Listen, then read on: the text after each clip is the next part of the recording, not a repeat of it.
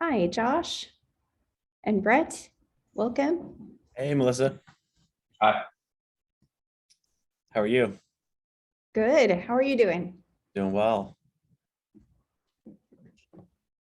I know we have a few more people wanting to join, so of course we'll wait for a few minutes.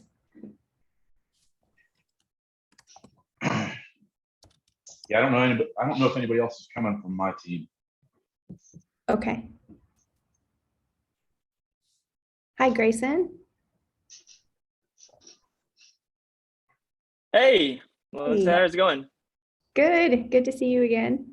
Good to see you. Hi, Adam. Good morning.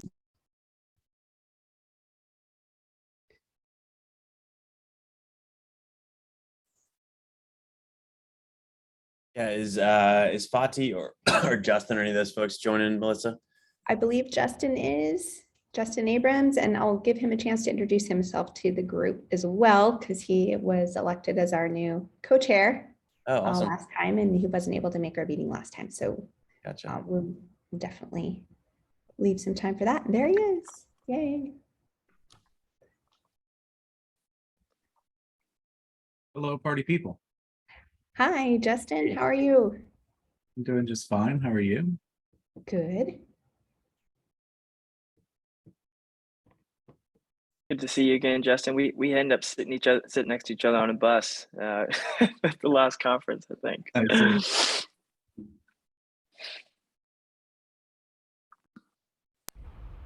People ask me, they're like, you went to Austin for 2 weeks. How was it? I was like, it's hot and the hotel's fine.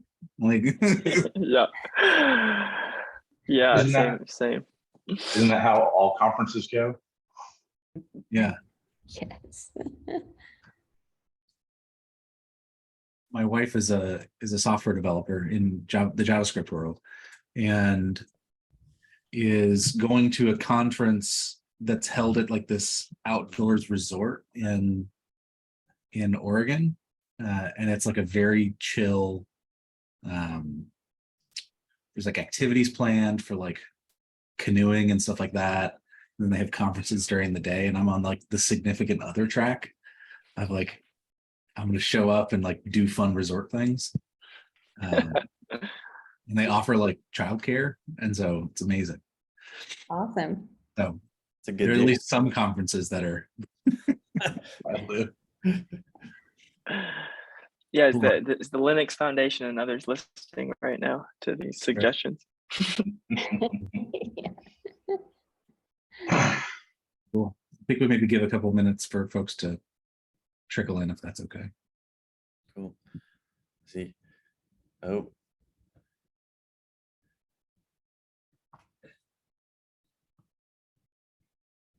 I'm curious, are any of you on the call writers? Do you like do technical type writing? Well, technically, I've moved into an architect role, and it seems that I've done nothing but write documentation and talk about security since January. So, yeah, I read a lot of doc. Yeah. I don't like it, but I read a lot of doc. I was approached on LinkedIn by some rando who's like, "Hey, do you want to write a book?" And I'm like, I'll talk to you maybe. And then I'm like, no, I don't think I want to write a book, but I do like the notion of making an outline for a book. The amount of plagiarism I would do if I wrote a book would be epic. So. Oh no, I think did we lose Justin? He froze. Yeah. Oh, there he is. All right. Okay, so we're at 3 minutes after, so let's maybe go ahead and get started. Yeah. My internet connection says it's unstable, but I'll do what I can. Let me record this, I believe. I Do we think start? it's recording automatically when we start. Okay, So great. we should be good. Sweet. So welcome everyone to SIG Interoperability. just to refresh your memory on what it is we do here, it's basically about letting projects and people work together better. And that includes, like, ideally not having to write a bunch of glue code when you stitch various CI/CD components together. That's the mission, at least. And so if you ever have to write glue code, that's a perfect opportunity to bring up for discussion and see how we can help and fix that. Kind of in this topic, we are going to be chatting with Uffizi, who are kind of in this space and are gonna talk to us about ephemeral branch, like environment creation on like a per branch basis. So when you like submit a pull request, you get a magic event or a magic environment that you can go poking stuff at. And remind me again, who is here among us from Uffizi? Yeah, so I'm Josh. I'm a co-founder. I primarily consider myself the chief evangelist for all things Uffizi, amongst wearing many hats. And then Grace and Adam, you guys want to introduce yourselves? Yeah, I'm Grayson, also co-founder, and kind of lead our project roadmap day to day, sort of act as a sort of scrum master and other things like that. So, and a probably chief documentation writer as well, although that's kind of everybody's job, I think, on our team, but I do a lot of that as well. Hi, I'm Adam, and I do infrastructure, and I guess I'm the de facto subject matter expert here. Easy. Awesome. Well, super happy to have you all here. And if you want to take it away and tell us about Uffizi, what it does, and kind of what sort of stuff you're up to, that'd be super helpful. Yeah, sounds good. Thanks so much for having us, Justin. You mentioned, glue code and interoperability. So there's kind of two main elements that problems we try to solve. One is an interoperability problem between what developers use locally and then the infrastructure world. So specifically, a lot of teams use Docker Compose for spinning up their application locally, and then of course use Kubernetes for their infrastructure. So Uffizi is a bridge between the two. So you can use Docker Compose to create on-demand environments on Kubernetes. And then the other interoperability element we work on is it's designed to work with any CI/CD platform. And specifically it's triggered by CD events, which I know that's, and I'm speaking generically because I've learned about the CD events project. And that's important to us too, because every CI/CD system has these events. They're maybe called something differently, but they're effectively the same thing. And it's helpful to us to be able to trigger on-demand environments based on commonly defined events. So anyways, I'll kind of run through some slides here to introduce challenges that we see in the industry that we're trying to solve, and then get to the more exciting part, which is I'll do a demo of spinning up an environment. Awesome.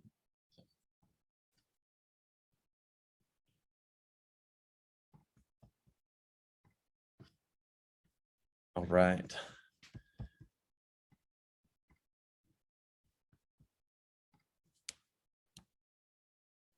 Okay, I talked to the agenda a little bit, but so I'm going to frame the problem, talk about our solution and how we're solving the problem.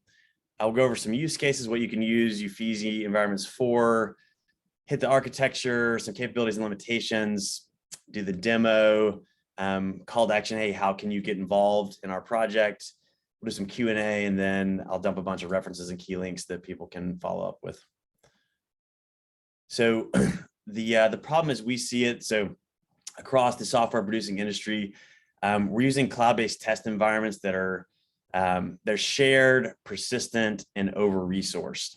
And when you combine those three together, it's inherently inefficient. And so Uffizi's really trying to solve this inefficiency problem that many or most of us have as we're taking code from something that's written initially, it's buggy and it's getting refined through a process as it moves to the right towards production and making that whole process a lot more seamless. So the biggest problem we see is the sharing problem. So when we're using a shared test environment, the shorthand we use is it's dirty. You have consistently pushing new commits from multiple committers into that environment. When bugs are introduced, it's difficult to find out where they came from. And it's a time-consuming process typically for your most senior developer to manually trace that and figure it out. And they end up acting as bottleneck for organizations where oftentimes you're in a holding pattern because, again, the environment it's contested while problems are being resolved. Other people can't push to it. Okay, so the persistence problem, this is probably like the easiest one to grasp. So when you have a persistent environment, it obviously runs 24/7, 365. That's a ton of resources that are being utilized, when in reality, how often is someone actually testing something in that environment? The simple math is less than 20% of the time. It's probably more like 10, but I'm being conservative there. So if you take out nights, weekends, and holidays, you're down to 20%. So if there's a way we can not run these environments all the time, it's going to be huge resource savings. And then we also have like generically an over-resourcing problem. So in the post-Kubernetes world, tend to think of an environment as a cluster. And so Kubernetes is designed for scaling and availability. It does that really well in production, but test environments don't need to scale or be highly available. In many cases, you have the Kubernetes cluster just by existing is consuming way more resources than the application actually requires. And so we've learned this firsthand. If you go spin up a GKE cluster and you just hit the default settings, you're going to get 3 E2 medium nodes. That'll be a combined, compute of about 12 gigabytes of RAM and about 6 vCPU. There's going to be some disk. There's going to be a cluster management fee. At the base level, you're looking at about $160 a month for that. And then I'm going to deploy maybe a 4, 5, 6 container application, which in total might require, a gigabyte or maybe 2 gigabytes of memory to actually run that application. So in this case, I've got an infrastructure layer that's consuming way more infrastructure, way more resources than my application actually needs. And so to talk through that scenario a little bit more, like let's say you're a large organization, you've got a development team, at, let's say Acme Incorporated, they require 10 test environments in any given month.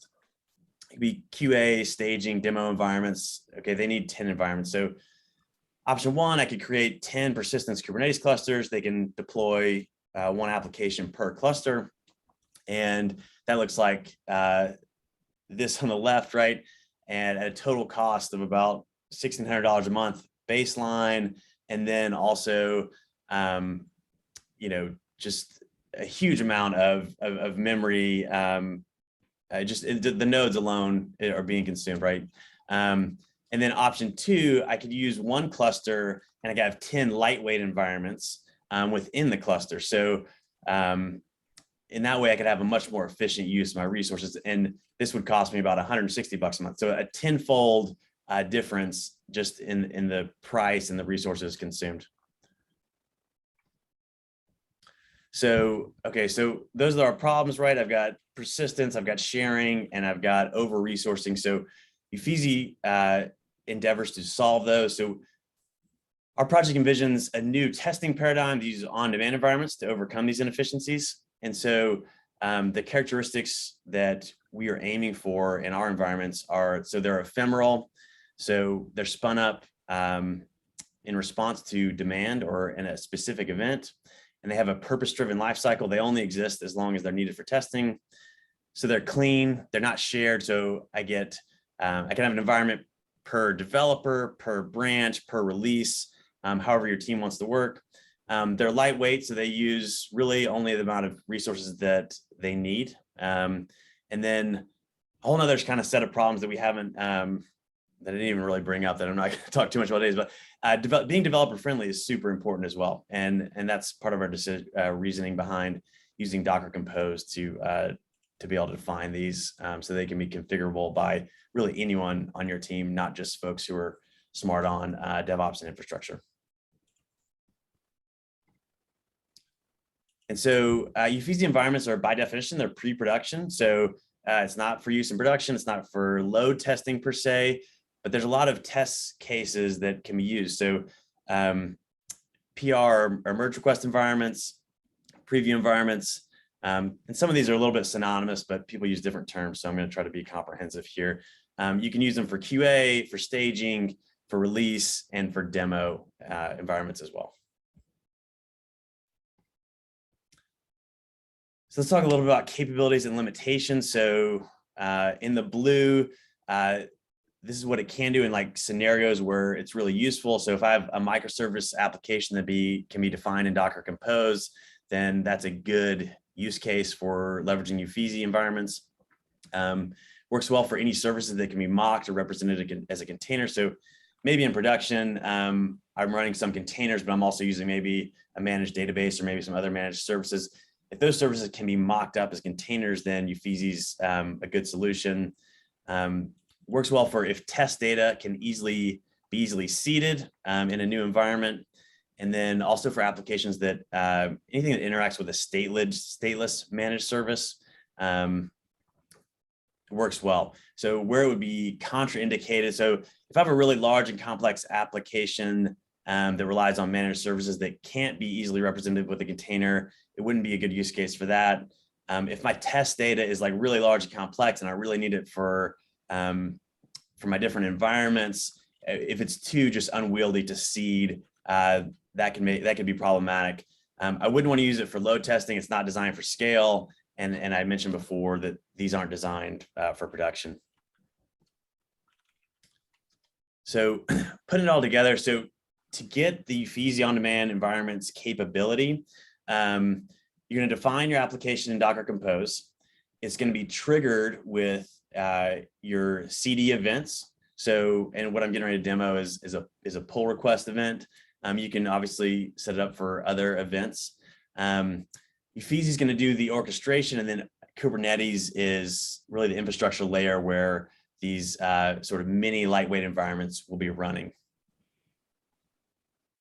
And just quick architecture. So in an open source setup, I've got UFeasy app, the controller installed on the cluster itself. It's controlled by a CLI. And so as commands are passed from the CLI, UFeasy app's doing the work. And then the controller acts as a smart proxy between UFeasy app and the Kubernetes API. And it's designed to reduce the amount of capability that UFeasy app doesn't have carte blanche access to the Kubernetes API to do whatever Kubernetes can do. It has a reduced, or excuse me, a scoped set of permissions that help improve the overall security of it. And so when the CLI runs commands, ultimately what happens through this process is you get your preview deployments or preview environments that are running as individual pods within their own namespace within your Kubernetes cluster. All right, I will go ahead and jump to the demo. And I'll pause here. Does anyone have any questions before I get into the more exciting part? I had two that came up for me. One was, so you mentioned that like if you could mock your data, then UFeasy might be a good choice. Yeah. I'm curious if there are capabilities in UFeasy to help with that, or is it kind of on the application developer to do the mocking? Yeah, so right now it is on the application developer to do that. On our roadmap, we're planning to have our own repo that basically helps people pull production data, anonymize or sanitize it, and then be able to inject that into these environments. But right now it's a self-serve kind of situation. And the other one was like standing up an environment. So I'm coming from a world that is largely VM based. And so there's a lot of like in place upgrading where you're like SCP this binary to that file to like this location on disk. Mm-hmm. And things can go wrong in that upgrade process that I'm not sure would be caught in the same way if we just stood up a brand new server every time. Does that make sense? And I'm kind of curious what you're thinking on is on that upgrade testing, I guess is what we would call it. Yeah, and you're saying when you upgrade the node itself, like the virtual machine? Like there's a difference between having an existing version and updating over top of it versus standing up a brand new empty server and putting the binary on there to begin with. Mm-hmm. And Ufeezy does the second, and I think broadly Kubernetes does the second. Yeah. And so I'm just kind of curious if that's like part of y'all's mental map of like how things are and you have guidance, or is it just like we do the things that Kubernetes does and I think it's more the latter. We do the things that Kubernetes does.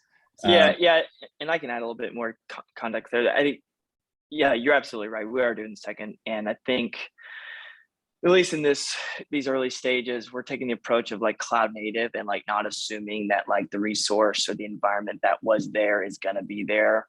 And that's, clean slate mentality. That it's a great use case that I think we'd love to get feedback on in terms of how we could potentially approach solving that. But in terms of like where it is now, it's definitely more easy to assume that like, hey, it wasn't there and it's not going to be there, or don't expect it to be there, on the next creation step. I think it's fair to say Ufeezy is made for container native applications. Yep. Yeah, we have a weird hybrid of containers. But cool, thank you. Love to see the demo. Cool. Can you guys see my screen? Is that big enough? Yeah, I can see it. Good enough? Okay. Cool. So so this is my application here. So it's a demo app, microservices application. So it's got we're gonna have 5 services here that are represented. And we're actually gonna add one more. We're gonna add a load balancer to it. And so scenario is, so I'm an engineer working on one of these services. I've got my own branch here. I'm working in my Double Dogs branch here, and I'm ready to push that up. So basically I'm going to create a PR environment here when I create a pull request. So let me create my pull request.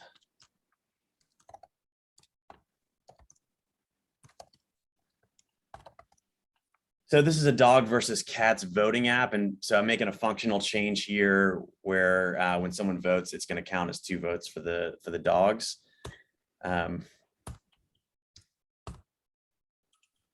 Cool. So just open that pull request. And so what's going to happen, let me jump over to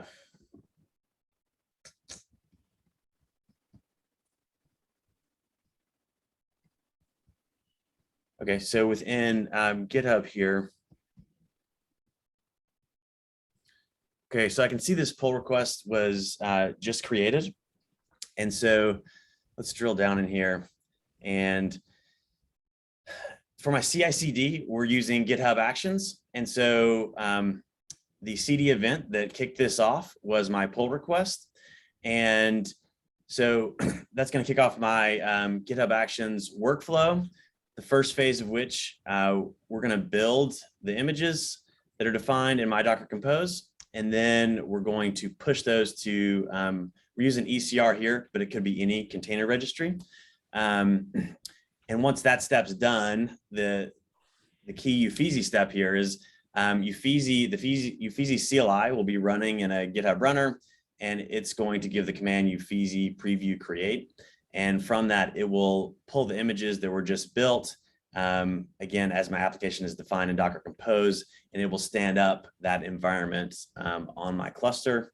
And then the real so what is this process will end with a comment is going to get added to my pull request, and that comment will have a preview URL. So everyone on the team, all this basically open a pull request, and all my developers get the preview URL, right? So my testers, engineers, who are other stakeholders can come and review that there.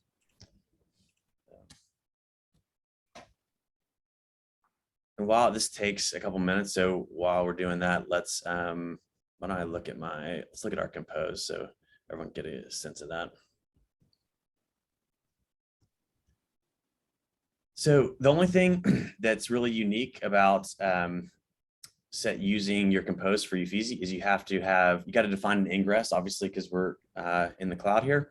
And so we had this xUfeasy extension. Of course, this is a nice Docker convention that they provide, so that this file still works as a compose. It ignores the UFeasy extension when I'm running it locally, but so I'm defining the ingress. My load balancer service is going to receive it and what port it's listening on. So I have to define that.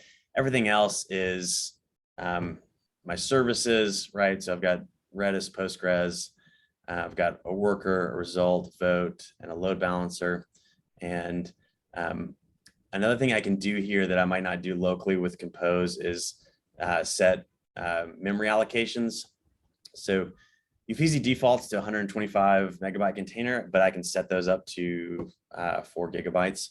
And so for containers that maybe require a little more memory, like this Postgres, for example, I've got that set up at 500 megabytes.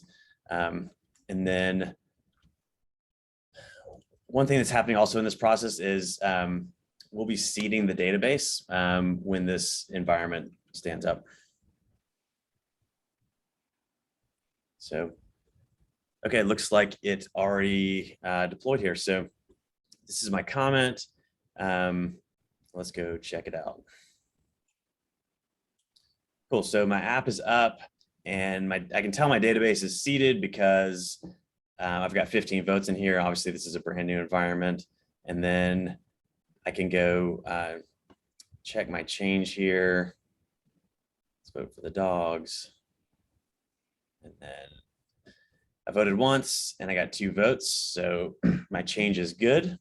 And so now I can confirm that basically this is working code. This is working as designed, and can go ahead and merge this. And when I do, it would delete this environment. Before I do that, let me show off some other cool features.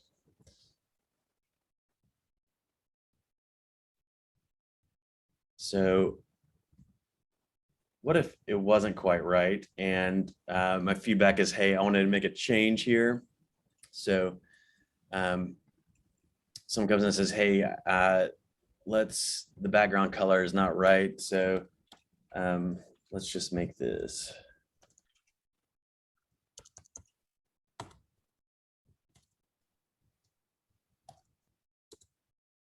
There we go. Let's make it yellow. So I'll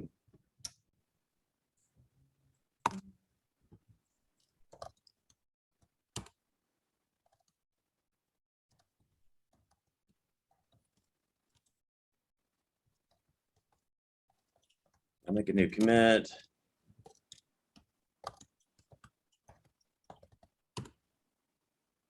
Okay, so I'm going to push that change up to remote. And then when I do that, my container is going to get rebuilt and then redeployed to this environment. So I'll keep the same preview URL, but my change will show up here behind without changing the URL out. And another thing that's kind of cool. So the first time I do it, I get this rocket emoji, and then when it gets updated again, I'll get a thumbs up emoji. I assume you can set the different emojis there, but anyways, they kind of let you know the changes that have been made. And then UFeasy will actually edit this comment and say that it's been updated. So, is that UFeasy.com link because you're a UFeasy repo, or is that all people get it? Yeah, so this is because I'm using our cluster and our DNS. if you installed this yourself on your own cluster, you would use your own DNS service to set this up. Josh, maybe you can show the bottom of the workflow file that's being executed. Yeah, I will do that.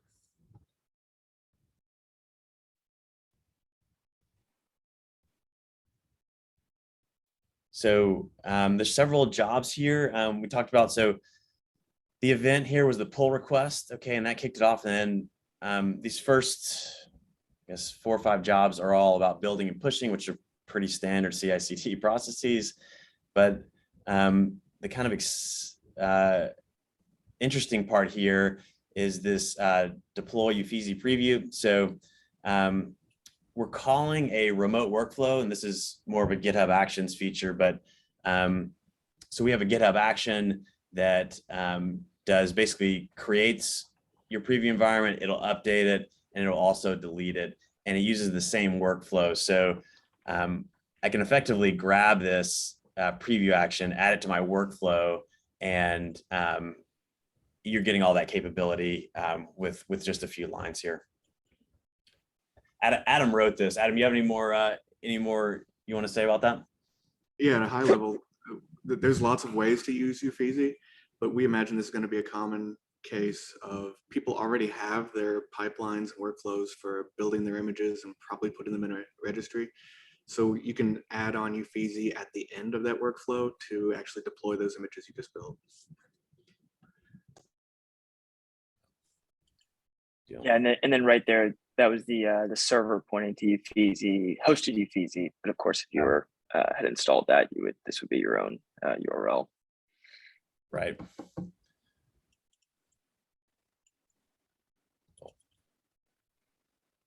All right.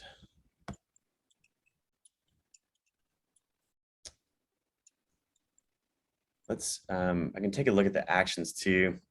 So obviously these are my build and push. What's happening too is our Docker Compose is being dynamically rendered. So we're grabbing a template Docker Compose, and then the images that were just built from this process are getting effectively injected there. And that's how Ufeezy knows to create an environment based on the images that were just built. And then let's see here. This is the key step here that we just ran. So we updated an existing preview. So there's all this to say that the Ufeezy CLI right here runs preview update. And that's how we're getting our latest commit in the environment.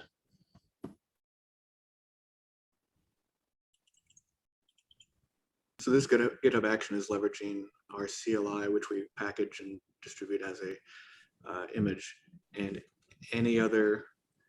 We've done this for GitHub Actions, but we can do it, or anyone can do it for any CI/CD pipeline by using that image. And okay, so back in my pull request here, I can see that this comment was edited. And of course, I got this thumbs up too, which tell me that there's been a change. And so I can go take a look. Let's see if my change is made here. Oh, well, it didn't change. That's not good. The new pod is probably not ready yet. Okay, gotcha. Probably waiting on that to spin up.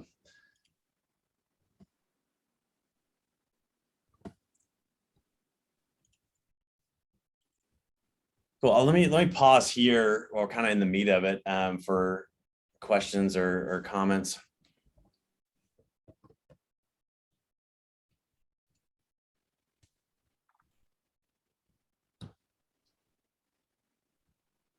Curious if folks have developed versions of this like internally. I know eBay has like a really janky version of this that is not nearly as cool and polished. And I'm kind of curious. Yeah. So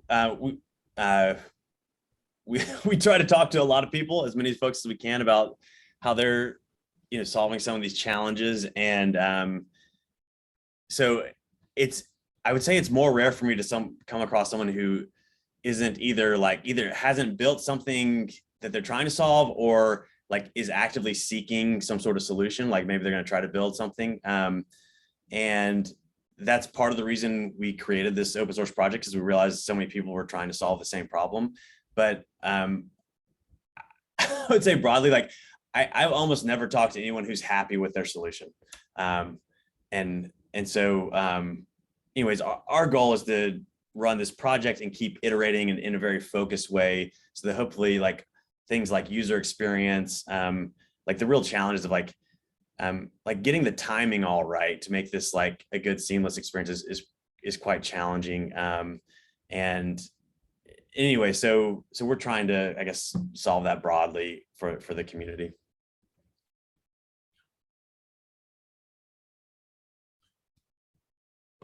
I didn't see, do you have a configuration for how long to keep the environment up? So you can set a timeout and in your compose, and let me show you an example of that. We think most people want the life cycle to match the life cycle of the pull request. But if you do want to set a time, you can't do that. Yeah. So by default, it would go away once it's merged. Is that? That's right. Yeah. Okay. But a lot of time, you bring up a good point, Melissa. Like a lot of times these can last maybe several days. Someone's working on a specific PR branch. And so what a lot of our end users do is they'll set a timeout. So basically the environment goes away at the end of the workday. And I'm trying to show you an example here. Let's see. Okay, so if you see right here, this delete preview after stanza, I can set the timeout there, and yeah, so it'll get deleted like overnight, and then the next morning all you have to do is basically just reopen the pull request and it'll spin back up for you. We're working to make this even more sophisticated, where you could basically say like, hey, I want all my preview environments to go to sleep at like 5 p.m. Central Standard Time and like wake back up at 8 a.m. But right now it's basically I just say, hey, I want to get deleted after however many hours. And I will let's see. So we talked about going away. Let's delete. Let's just close this pull request. Okay, so I closed it, and then the final thing we'll do is, so this that kicked off another workflow that will run the delete environment command, and so so it'll get cleaned up, and then back in my pull request, which is now closed, you can see that there's work happening, but this will get updated to say that it's been deleted. Yeah, and Melissa, to kind of give more context here, one thing that Josh mentioned is we're focusing on developer experience, and that's why we're choosing Docker Compose, and fundamentally really what a big portion of what Ufeezy is doing is a mapping between Compose and Kubernetes. And of course, Kubernetes has much more granular controls around container life cycles, that type of thing, but by trying to stick with the Compose format, we're really trying to fit those definitions within that context, and try to keep that mapping, preserve that mapping, and the capabilities that we want to expose of Kubernetes, but exposing it through a more simplified interface with Compose. Cool. Yeah. So one other question I have is, are you focused on tying this specifically to pull request? Do you envision being able to do this at other stages in your pipeline?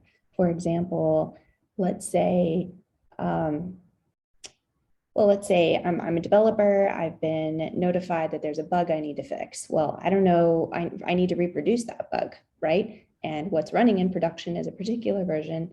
And so I might go to my GitHub repository, go back to that particular version. It would be nice to launch an ephemeral environment right there to be able to reproduce the bug. That's the first thing I'd want to do as a developer. Do you envision a way to do that? That's one thing. And then the other is, how about later on in your pipeline when you're running automated tests before deploying to production? Is that something you would consider using a tool like this for? Yeah, I'd like to answer that. Yeah, go ahead, Adam. For the first case especially, you can certainly run the command line interface either from a container or on your workstation. You would probably whip up a Docker Compose file that pointed to the images, probably the exact images that are running on production, if those are available to you. And you can tell UFeasy to deploy that Docker Compose file, and then you'll have an environment that hopefully represents production where you can reproduce that bug. Cool. And then the second use case about, I think you can use UFeasy for your staging environment, certainly, as a place to run your tests. I think a lot of people will use this who are developing API services, and I think it's common to test those API services from outside, and UFeasy is a pretty good platform to do that.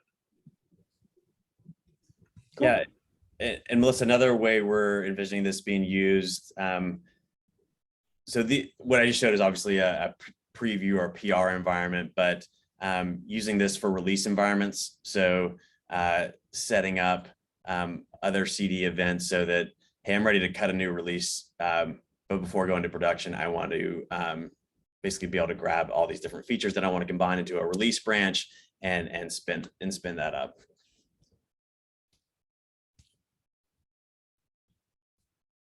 But and then, well, this is a good time to talk about a roadmap, probably.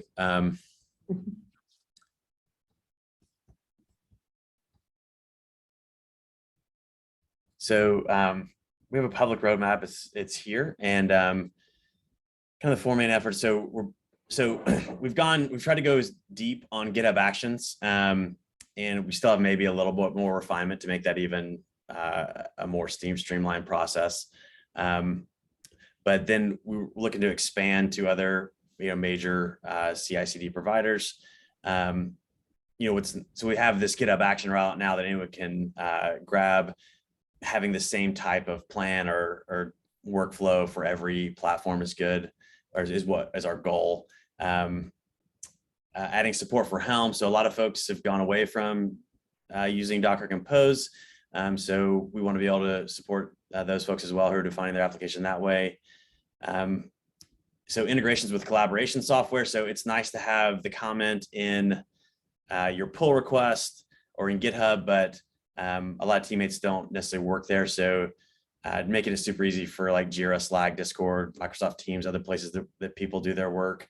And then what you were touching on is, a developer being able to run the CLI locally, being able to do basically a quick bidirectional sync of like what's on the cluster, and then using your debugging tools that you have locally, be able to make that really seamless, as well as being able to SSH into the individual containers and check them out that way is something we're wanting to add.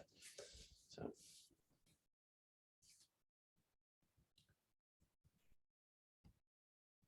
Cool. So call to action. We're actively seeking contributors. I saw VBob's on the call. He submitted our first outside pull request, and that's pretty awesome. He's also working on a Dagger plan that uses UFeasy. We're really excited about that because Dagger can help us with the one-to-many problem of CI/CD. Also can help because developers could run that Dagger plan locally, and then of course you could run it in your CI/CD system. VBob was on the call. I think he had to maybe had to drop. Still here. Oh, VBob, say hello. Are you up? He's probably working and listening. Oh, my mic. Sorry. No worries, man. You can join our community on Slack. There's a lot of updates and discussion that happens there, and then we've got a newsletter that goes out about once a month with updates. Again, just go to our repo and all this. From there, you should be able to find anything you need. And then I'll here's just a bunch of links where you can find information that maybe I'll drop these in the chat here. I think that's it from our team, and we'd love to have as many sidebars as people want to have.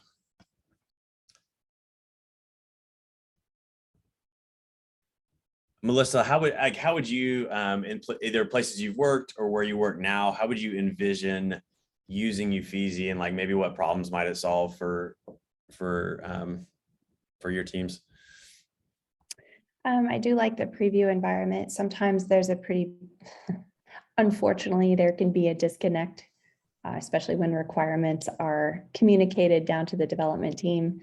It is nice to be able to get a quick preview of something that has been built without polluting our main branch, especially if there are open questions on what things look like or how things are actually working. I do like that idea. It's one thing to be able to read code, the developers can do that, but when you're discussing requirements or discussing how something works with someone that is higher level, that can't envision it, it's nice to be able to have actually, something working that they can comment on. Right on. Yep. Also, I mean, something that I always end up doing, at least with our container services in the past, is we always have to have this huge staging environment where we, place everything, and then we need to run all of our API tests against it from outside, which is exactly what you described. So that's something I'd be interested in doing. It seemed like that environment was always in contention because we always had to find out, okay, we built tools around what was on each environment. And then when the last time it was updated, where it was updated from, who was working on it, if it's okay to update it again. So having to share all of those environments was pretty kind of a pain. Yeah. And more than once, it was updated out from under someone and just caused problems. Our senior developer is Lydia, and I asked her how painful is it on a scale of 10. She says it's 10 out of 10. Okay. eBay just went through a very large process called staging get well, which was taking this giant shared staging environment and like focusing on availability and please like don't break it, and if you break it, we'll cut you tickets and maybe call your phone because it's important and it blocks everyone else from working.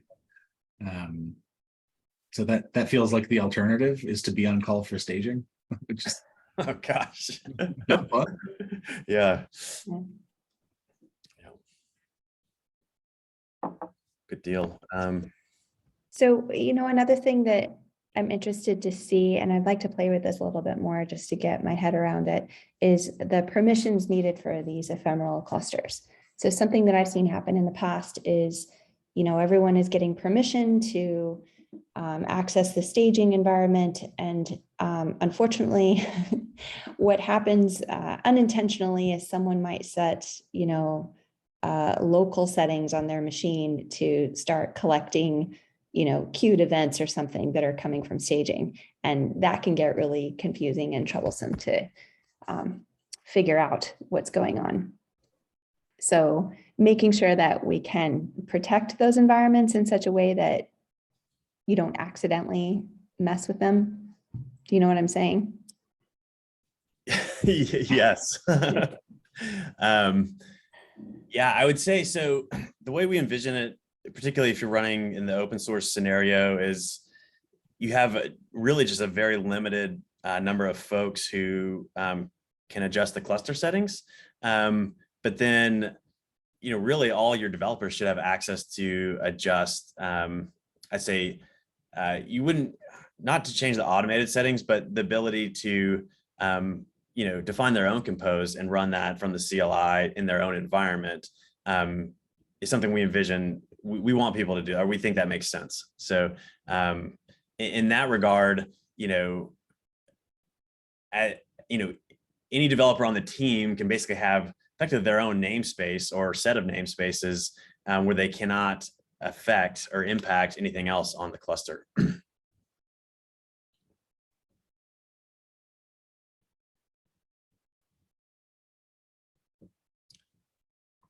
And the nice thing, if you break one of these environments, you can just throw it away and just get a new one, which is nice.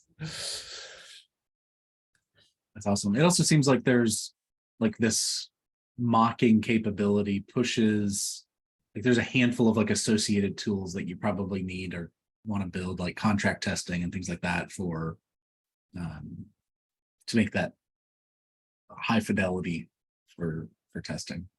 Yeah. Oh, yeah. And Melissa, you had asked about automated testing earlier. So we actually have end users who they will, they use it for spinning up their API, and they use UFeezy environments, and they run their automated tests in a GitHub action sequence against the URL where the API is hosted. So folks are already doing that. One thing that we've thought about is maybe even adding the automated tests into the compose and to make it maybe a little bit more seamless, but it's definitely something not only that we envision that people are already doing.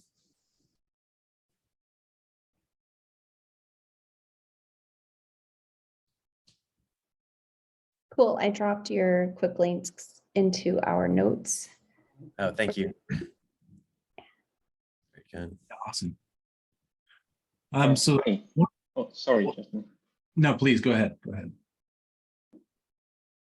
Okay, thank you.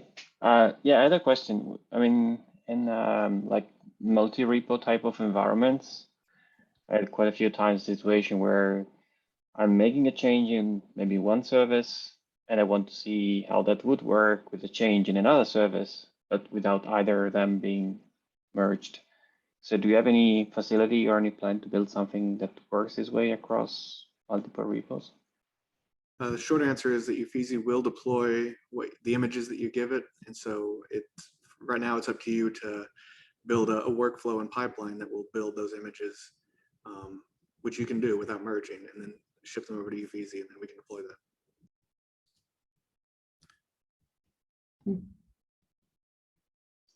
Okay, yeah.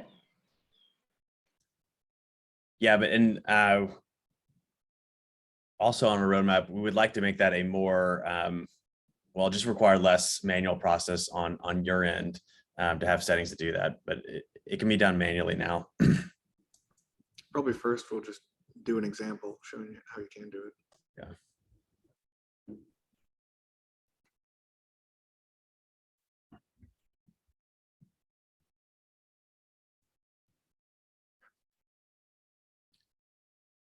Cool. So we have a handful of like open action items that I was just adding to the notes for from past meetings.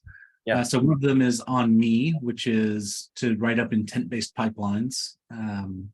That's done, I think. And Roxanne, who does the publishing, is on vacation. And so she gets back next week. And so hopefully we can publish it then.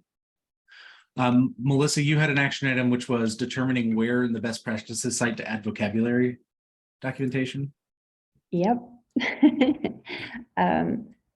Yes, we need to go back and look at Terry's suggestions for where to put that and get some recommendations on how to get that site updated. I know both Cara and I have been out for a bit for a vacation, so hopefully by next meeting we can get something up and running there. Awesome. And then there was one for Fatih and Anne-Marie to address vocabulary split and conflicts in outstanding pull requests. Anne-Marie, is that done or still pending for you? It was one of the proposed topics for today if we had time, but we're pretty much out of time for today. Got it. I will add it to the top of the agenda for next meeting. Awesome. When's the date for the next meeting? Let's see. The 21st, I believe. Okay, I'll be out on vacation that time. I know. We will We kick should it out. probably, yeah, we should probably take a poll and see just how many of us are going to be out. It is July vacation season. And we'll see if we need to postpone our next week meeting until August, or if we still want to go for the second time in July. Yeah, sounds great. And then Brett wants something merged, which has 2 approvals, so. Yeah, it's just my membership putting me on the README. It is now merged. So quick. We raced to see who merged it faster. Cool. So quick couple of things for Josh and crew. At SAS, we already built this, and I don't like it. So there you go. But it works, and we haven't had to touch it for a year. And so nobody cares now. Yeah. So yeah, I'd be interested. Our use case, and all customers say this, our use cases are unique to us. Sure. It's a lie that everyone tells themselves. But we have dug our own holes by not in 40 years of not invented here. And so there's like our pipeline stuff, which is what I work on. We usually keep a dev test prod scenario. It's kind of vintage, but dev's never guaranteed to be alive. And if you break dev, you got to go fix it. So we don't page people, we don't cry. We just, if you break dev, go fix it. And we encourage people to break things, because if you're not breaking stuff, you're not doing anything, in which case we need you to contribute more, so you break more so that we know that you're here. I can only tell you're working by pull requests and breakage. So so that's what we do. I encourage to break things on the team. And then we have a full, and you guys talked about APIs where you test them outside. So, you run the unit test during the pull request, but then we auto deploy to dev, and then we have functional tests that go with each service, and they run at that point. They kick off, and we use Kafka for our events. And then we've got a audit system that is like a receipt system that keeps track of all the stuff that we did in that action, right? So the deployment gets recorded, the functional test passing gets recorded, or the functional test failing gets recorded, and they trigger off other things. It's all asynchronous, so it's really easy to find stuff. No, it's not. You can't find anything. Observability is really hard. But yeah, we've kind of been down this, so I'm interested to take this off to the side and see if it can help with some visibility at least. We don't use Docker Compose anymore. We've gone full kind for local development, and then everything else is Kubernetes all the way down. So, Gotcha. Pretty interesting. If you have a Kubernetes cluster, please install the Helm chart and tell us how that goes. Yeah, I will. I hate Helm, by the way, and we quit using Helm. We went to customize, mainly because we got this giant deployment file, and then when we build a new container, we just update the URI to the container and then push the deployment out with the kubectl command. And that's all wrapped up in some nasty Python. So I didn't write it, but I know the guy who did. So yeah, I will, we'll throw the Helm chart out there and we'll go play around with it. I'll make Grant do it. Grant, by the way, Grant Buskey is on my team, and I'll make him do it. So sounds good. Let us know how it goes. Yep. Cool. Well, thank you guys for the presentation. Yeah, thank you, Brett. Yeah, that was awesome. We'll keep you apprised of when this recording gets put up. I've already had some questions for folks that weren't able to come to this meeting if it was going to be recorded. The answer is yes. We'll put it out on the YouTube channel for the CD Foundation. There's a playlist for the Interoperability SIG. It'll be added there. Awesome. Thank you, Melissa. Cool. Yeah. On a logistics note, I'll start a thread in Slack to see if folks are available for the next meeting or if we should just cancel it. So look out for that. Awesome. And we didn't really get a good intro for you, Justin, since you missed last meeting. So this is the official announcement with you here. You are All right. our new co-chair. So Yeah, I'm Congratulations. yeah, thanks. I'm gonna help Melissa run these meetings. I guess I'll say in 1 minute what I do. I'm a principal architect at eBay, and I primarily focus on running our open source program and also helping teams understand the social side of continuous delivery. And so it's a lot of like, hey, wouldn't it be nice if you didn't have to do that manual testing? Like, let me show you how that works. And like, no, it's actually safe. Let me show you how we can believe it. You know, those sorts of like cultural changes that need to happen. So happy to be here. Sweet. Thanks everyone for attending, and have a good remainder of your day. Thank you. Have fun. Bye-bye. Thanks. All right. Thank you so much. Bye.